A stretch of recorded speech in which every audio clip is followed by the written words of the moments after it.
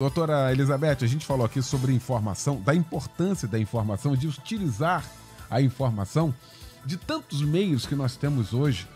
Sim. E de tantos exemplos trágicos que nós temos hoje, que deveriam servir de exemplo. O que mais passa aí é jovem sendo assassinado, garoto perdendo a vida. Sim. Aquilo ali deveria parar. Para aqui, pum, play. Senta aqui, garoto. É aquilo ali. O futuro é aquilo ali, é aquilo que você quer. Eu não sei como é que a gente coloca isso, porque vai chocar. Então deixa morrer.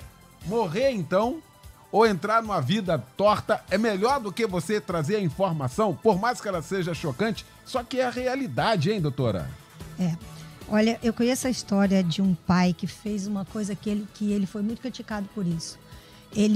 Os filhos entraram numa de experimentar drogas com um amigo.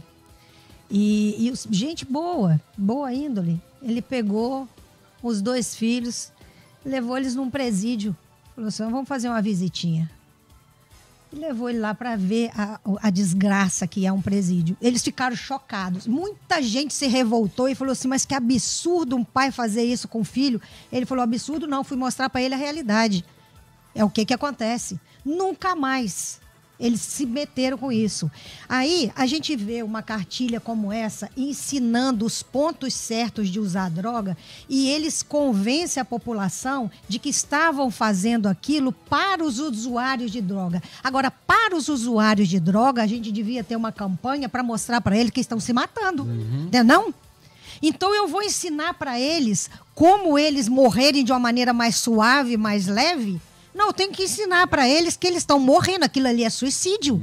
Não tem argumento para uma cartilha dessa. Não existe possibilidade de um órgão, não é, público convencer a população de que aquela cartilha tinha um objetivo benéfico. Não existe. Agora, entrando aqui nessa questão que o senhor falou, pastor, sobre informação, o pastor Humberto falou da importância, né, de palestras. Às vezes a gente pensa que os jovens já estão perdidos. Às vezes a gente pensa que não dá mais para recuperar jovem. Né? Eu ouço isso de muita gente. Vamos investir nas crianças porque o jovem já era. Olha, essa palestra que eu fiz na sua igreja, né, sobre desconstrução da identidade, eu fiz esses dias na CB Rio. O pastor Juninho, o filho do pastor Pedrão, pediu para fazer para os jovens. Falou assim, vamos fazer para os jovens. Eu falei assim, então reúne os pais também. Botou os pais num lugar, o jovem no outro. Enfim.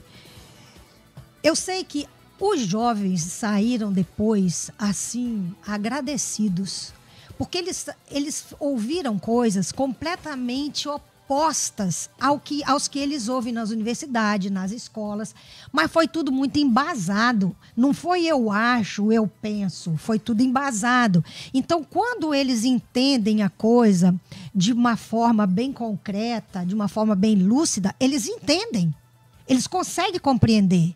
Eu fiz uma vez uma palestra sobre esse tema numa Assembleia de Deus também em Madureira, tinham 3.500 jovens. Eu falei, se eu vou apanhar nesse lugar aqui, né? Eu fui pedir oração para todo mundo que eu sabia, que eu conhecia de irmã de oração. Eu falei assim, me ajuda aí, porque eu vou falar para 3.500 jovens. E eu cheguei lá, eles tinham uma borracha, era um congresso de jovens, tinham uma borracha grandona. Eu falei, eles vão fazer barulho e eu não vou conseguir falar. Não é porque eu estava indo de encontro ao que eles estavam escutando. E aí, eu sei que eles ficaram 40 minutos num silêncio total, que eu não sabia o que estava acontecendo na cabeça deles.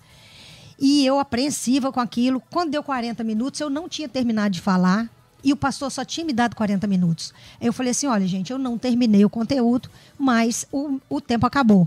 Eles pegaram a borracha e começaram a bater. Queremos ouvir até o final. Queremos ouvir até o final. O pastor só fez sinal assim, toca para frente. Toca para frente. Eu sei que eles ficaram impactados porque eles foram munidos com a verdade. Já falei sobre isso numa igreja, que um garotinho de 9 anos chegou para mim no final e falou, tia, deixa comigo. Quero ver professor me enganar na escola agora.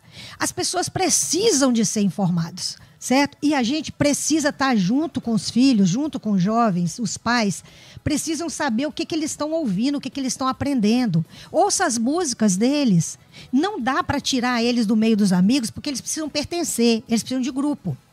Você pega um pré-adolescente, um adolescente, e fala que ele não pode ter uma turma, você está matando ele emocionalmente, porque não existe possibilidade dele não ter uma turma. Mas você pode conhecer a turma. Você pode trazer a turma para perto. Você pode saber qual é a índole dessa turma. Você pode conversar com seu filho sobre quais são as características de um bom amigo, daquele que vale a pena. Você pode ouvir a música que ele ouve e questionar junto com ele. O que está querendo dizer aqui? O que você acha disso? Não é chegar já e dizer isso não presta, não pode isso. Eles vão achar que você está atrasado. Mas se você entra naquele universo e procura saber o que é que está acontecendo ali, você informa. Eles precisam de informação. Mas antes deles serem informados, a gente precisa ser informado. Os pais precisam ser informados. Nessa palestra, os pais falam assim: Elizabeth, eu não entendia nada disso, eu não sabia nada do que estava acontecendo, eu não tinha nem como discutir isso, porque eu não tinha essas informações. Então a informação tem que ser para todo mundo, porque o conhecimento liberta. E a gente precisa levar a informação para as pessoas, porque é desse jeito que a gente vai tirar crianças, adolescentes e jovens dessa presa, de serem presa fácil dessa armadilha que está em tudo quanto é lugar, né?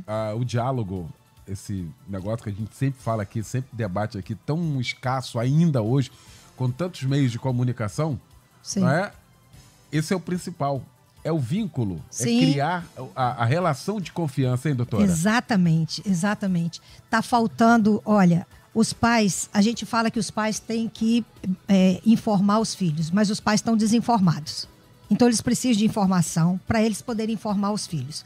Mas eles podem ter informação. Se eles não tiverem laços afetivos, essa informação não tem credibilidade. Não é? Então, os pais precisam ter aliança com os filhos. E hoje os filhos estão sozinhos. Eles estão indo por conta própria.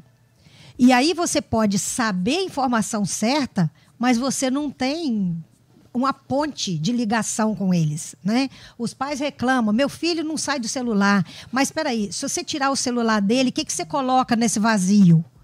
Não é? Você vai tirar o celular e vai deixar ele sozinho? O que você constrói para preencher essa lacuna aí, né?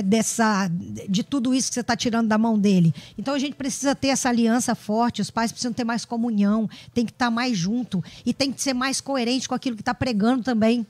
Porque se você prega uma coisa, mas eles estão vendo uma incoerência no seu comportamento, eles também não vão acreditar em você. Então, tem uma série de coisas que a gente precisa fazer, pastor. E é isso que a gente está deixando claro aqui. Seus filhos precisam de ser informados sim, porque senão vão informar errado. Seus filhos precisam ter uma aliança forte com você. Você precisa estar presente. A gente precisa construir coisas juntos. Não é? Eles têm que ter o prazer de estar em casa. Eles têm que ter o prazer de estar junto com os pais. Precisa ser prazeroso esse relacionamento.